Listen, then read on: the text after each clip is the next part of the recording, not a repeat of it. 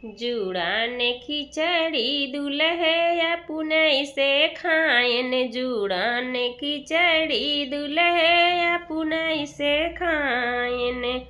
लड़की के बाबा मनावैना गायन, लड़की के बाबा मनावैना गायन।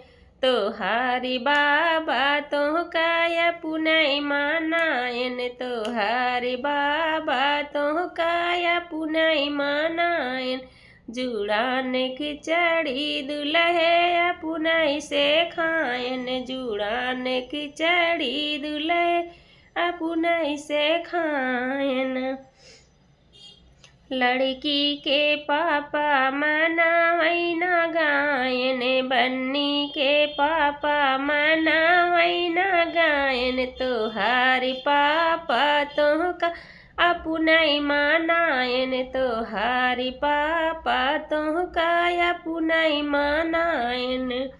जुड़ान खिचड़ी दुल्हे अपने से खायन, जुड़ान खिचड़ी दुल्हे अपने से खायन।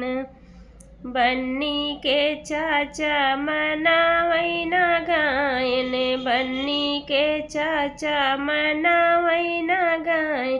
तोहारी चाचा तोहका पुनई मनायन, तोहारी चाचा तोहका अपने मनायन। जुड़ान खिचड़ी दुल्हे अपने से खायन, जुड़ान खिचड़ी दुल्हे अपने से खायन। लड़की के भैया मनावैना गायन, लड़की के भैया, लड़की के भैया मनावैना गायन, लड़की के भैया मनावैना गायन। तोहारे भैया तोहका पुनई मनायन, तोहारे भैया तोहका पुनई मनायन। जुड़ान खिचड़ी दुल्हे अपने से खायन, जुड़ान खिचड़ी दुल्हे अपने से खायन। ये मंडप में खिचड़ी खाते समय का गीत है।